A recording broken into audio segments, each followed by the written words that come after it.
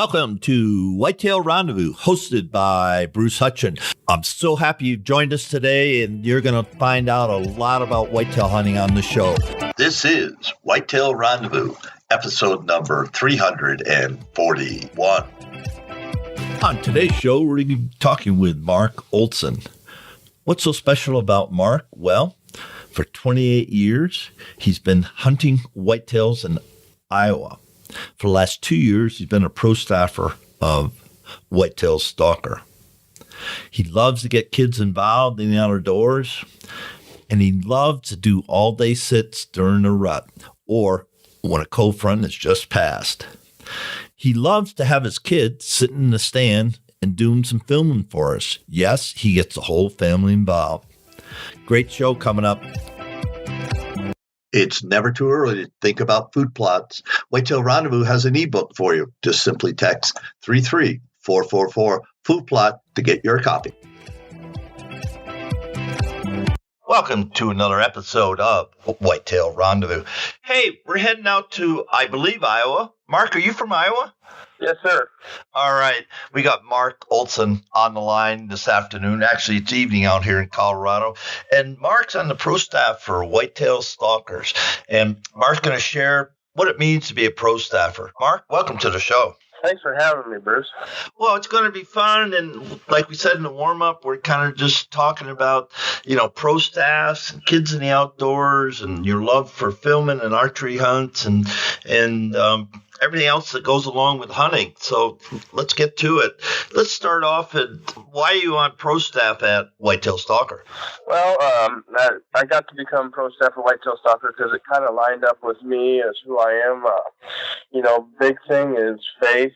I mean, Whitetail Stalker is God, family, and whitetails.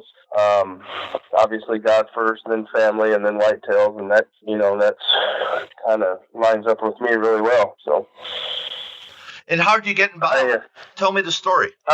Actually, it's kind of a funny story. A mutual friend of Mike and I's is how I got involved with Whitetail Stalkers, and then Mike and I met and hit it off, and this is my second season. Actually, I got involved middle of last season, hunted the gun seasons, and then I've been on this whole season. So you knew Mike, or you knew somebody that knew Mike? I'm not quite sure how you got involved. Because the reason I asked, a friend of mine actually worked with Mike, and then got us in touch with one another. So, and then we just hit it off. Mike and I share a lot of interests, and we hit it off, and been going at it ever since. So what's the big deal? I know a lot of people email me all the time and say, hey, how do we become a pro staffer? Do I have pro staffers? Which I don't. I do have a members only page. I think you're on that, aren't you? Yes, sir. And so, I've started that up a little community, if you will. But just share your role, what you specifically do for Whitetail Stalker as a pro staffer. As a pro staffer, we have sponsors that we have gotten through the year, and we take care of them, sharing them social media-wise, publicly, anywhere, when we're out and about. Whitetail Stalker, number one, is promoting Whitetail Stalker on the social media, and then obviously trying to get as much footage as we can of hunting and to share that with the folks. So. All right. Now, how do you self-film? Talk to me about that, because I have a lot of questions, and people are doing more and more filming. How do you do it? Well, I get my kids involved. I try not to do a lot of self-filming just because filming was very humbling for me. Anybody who has ever tried to anybody who has never tried to film a hunt needs to try it because it's very humbling. And so I generally, if I am self-filming, it's try to get it set up to where you think the action's going to happen. I mean, because you hunt, Bruce, you don't know what's going to happen, and you got to be ready, and it could be over in 30 seconds. So, but generally, most of the time, I take one of my daughters. I have three children. Ashton's 15, Anna's 14, and Alex is 10. Usually my two older girls, we take turns running the camera, and then actually have some friends that help out once in a while too. So how do you set everything up? Yeah, just tell me, how you do it. So you decide you're going to hunt X stand. So what do you do from there? Well, you got to get up there and got a camera arm. Got to get the camera arm base put on the tree. Put the camera arm in there. Get the camera hooked into the camera arm. Then you got to get everything leveled up so it'll sit there right. And then I always have it over my right shoulder. I'm right-handed, so I kind of like the looking down the barrel sort of look. You know what I mean? Try to get it set up that way, and then just hope that it works out, that they come in the direction I'm anticipating. A lot of these farms I've been hunting, I've got a really good handle on which way the activity is going to come from, so I'm pretty fortunate in that way. So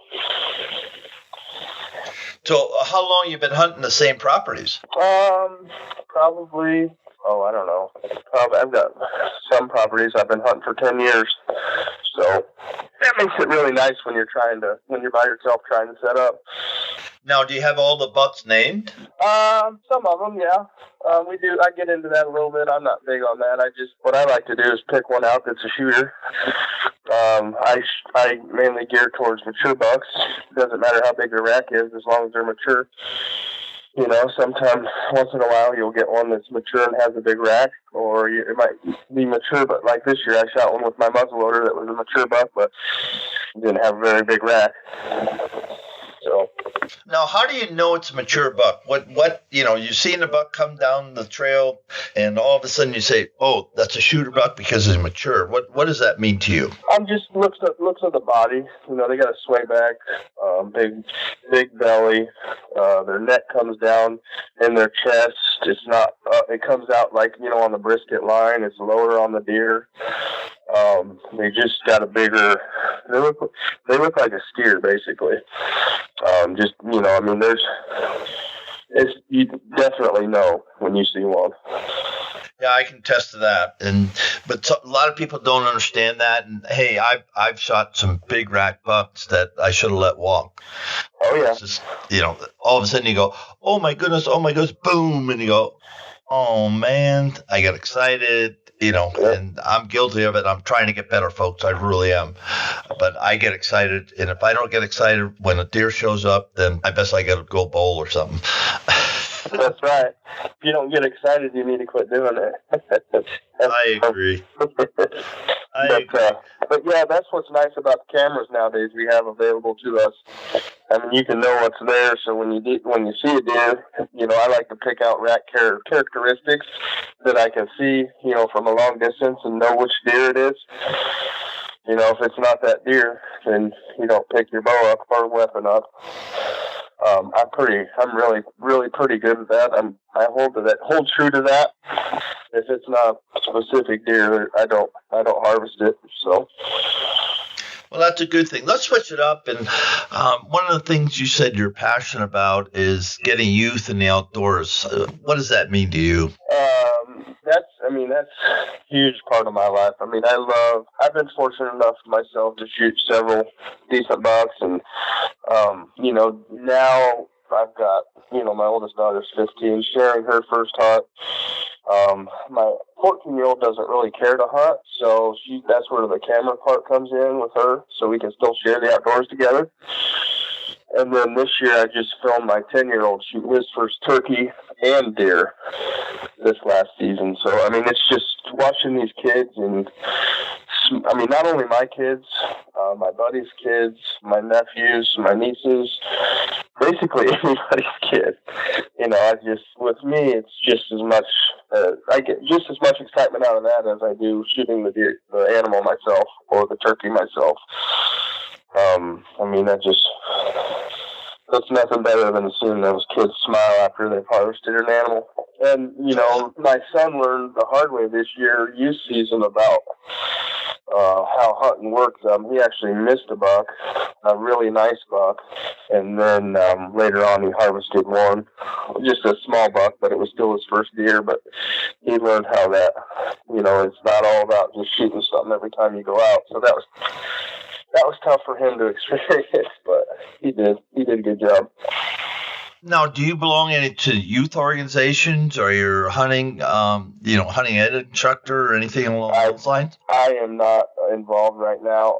That's actually something I've been thinking about getting involved in.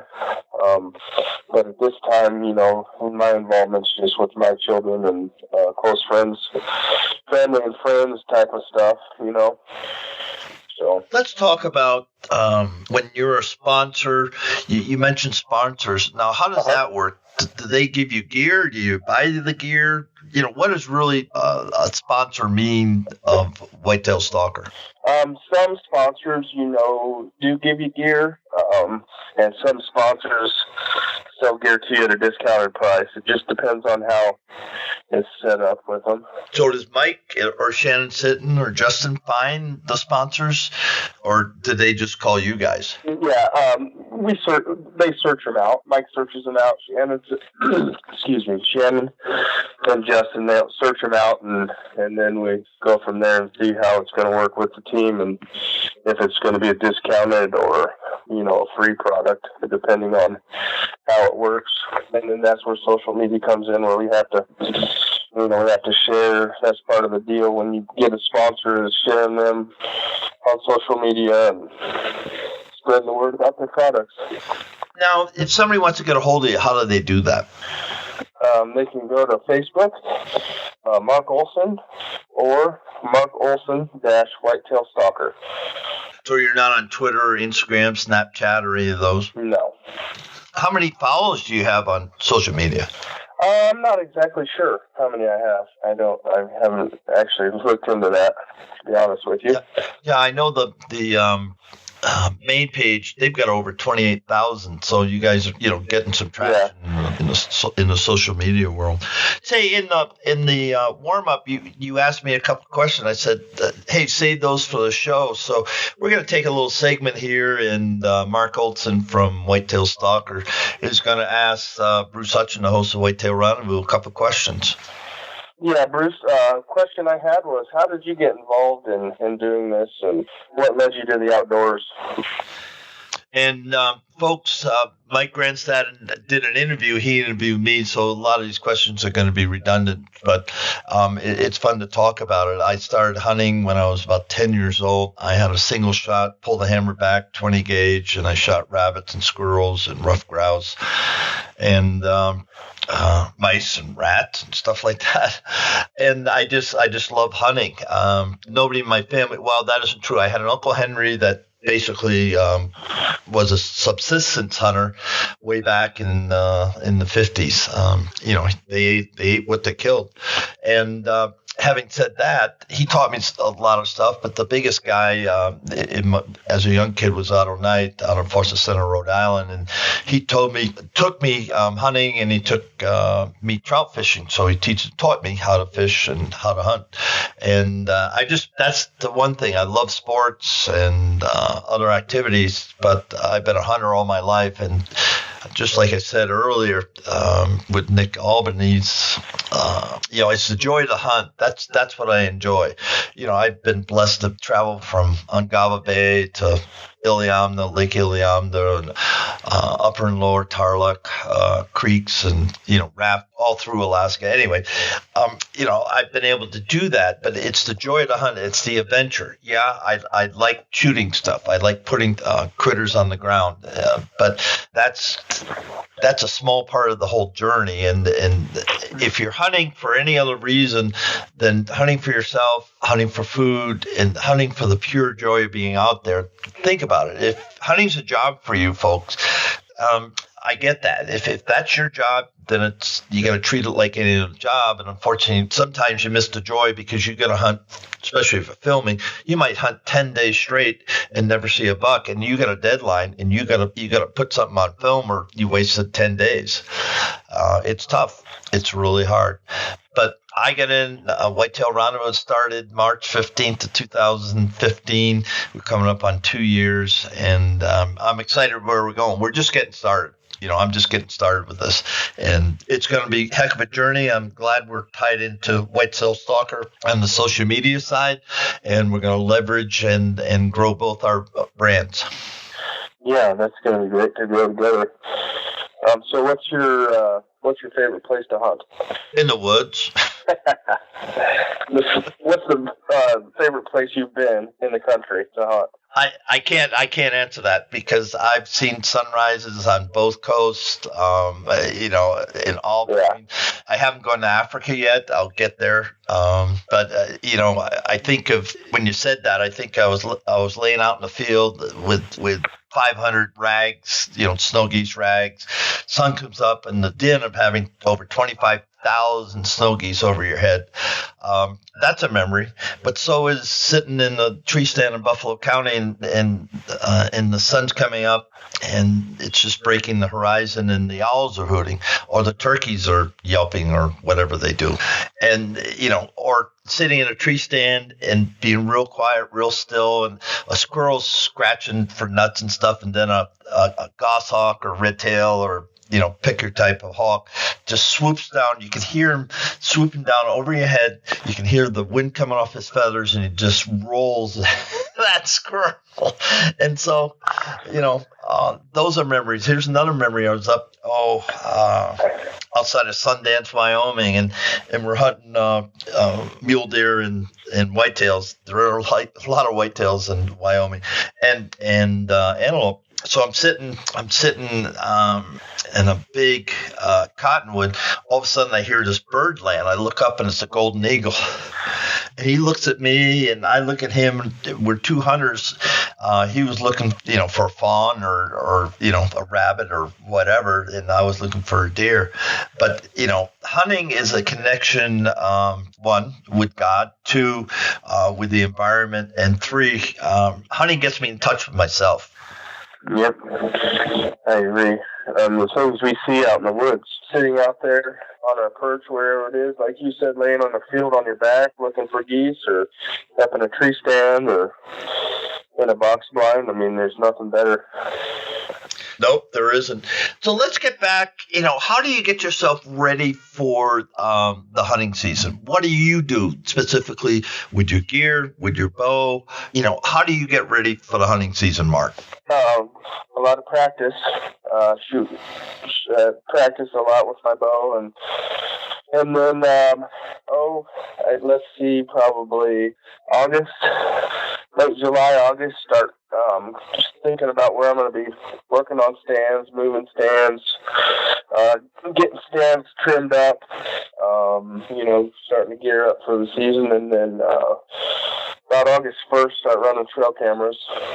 By then, here in Iowa, all the bucks are pretty much grown to where at least you know what they're going to be. So we'll start running trail cameras and see what's out there for inventory, see if we got anything to shoot.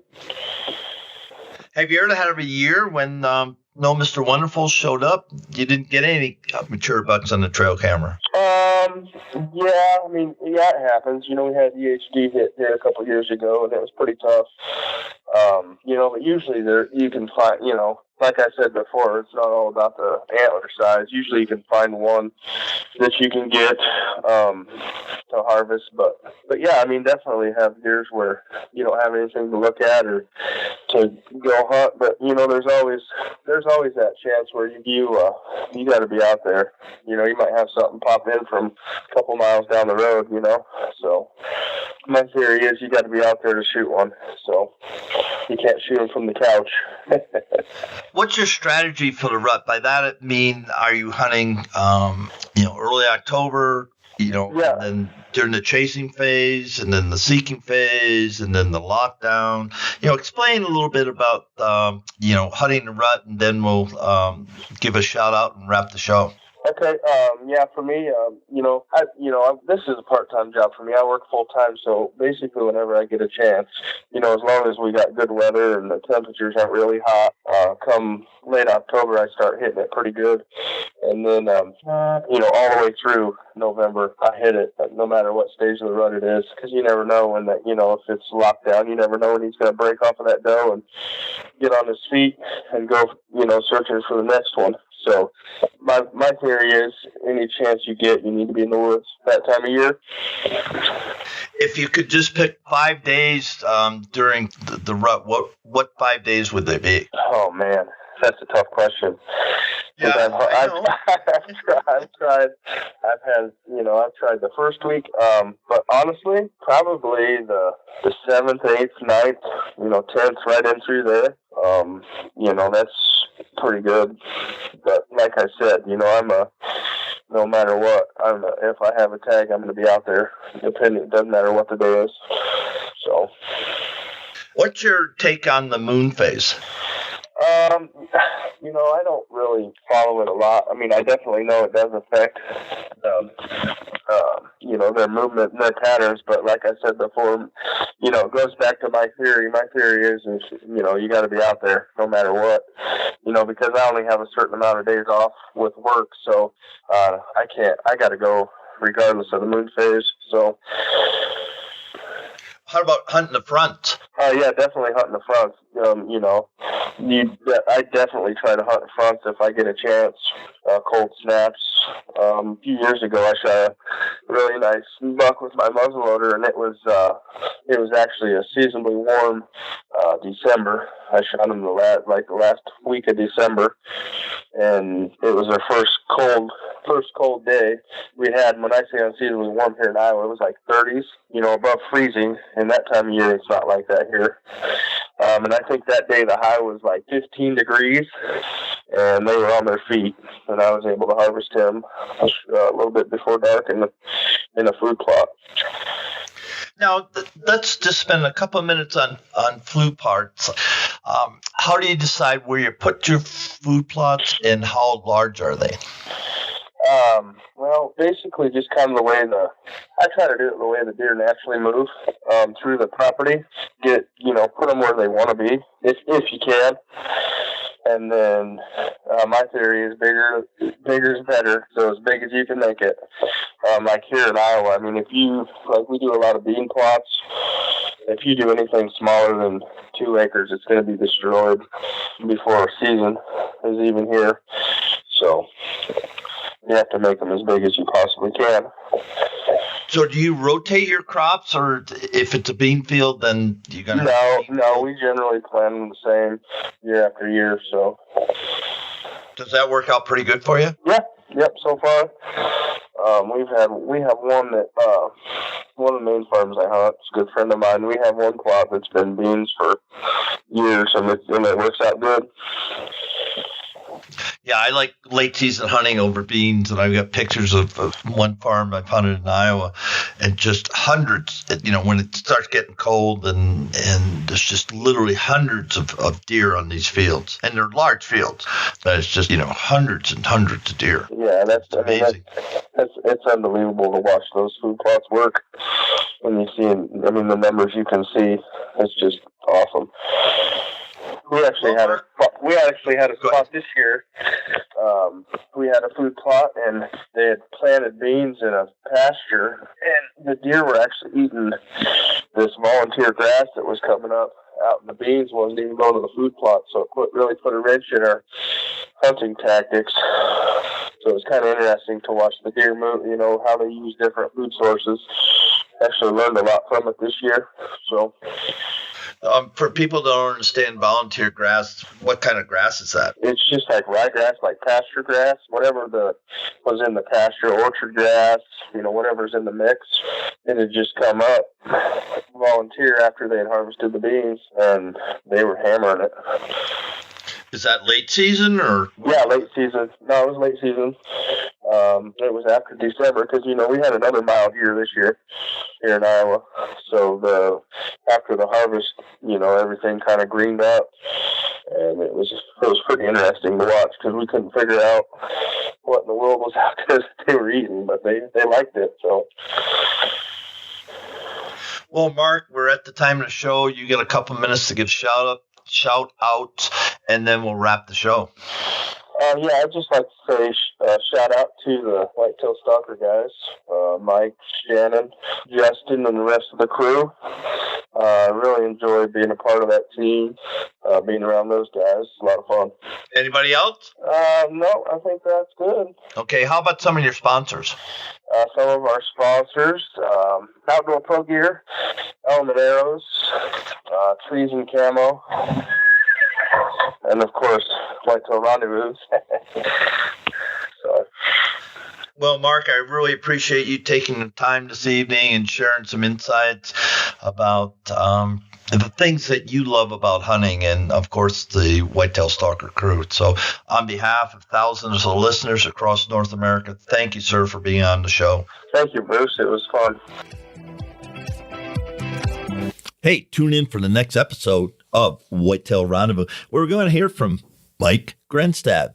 Mike and Shelley Grenstad started Whitetail Stalker a few years back, and Mike's going to talk about the evolution of Whitetail Stalker, what it takes to be on his pro staff, and sometimes it just doesn't come together.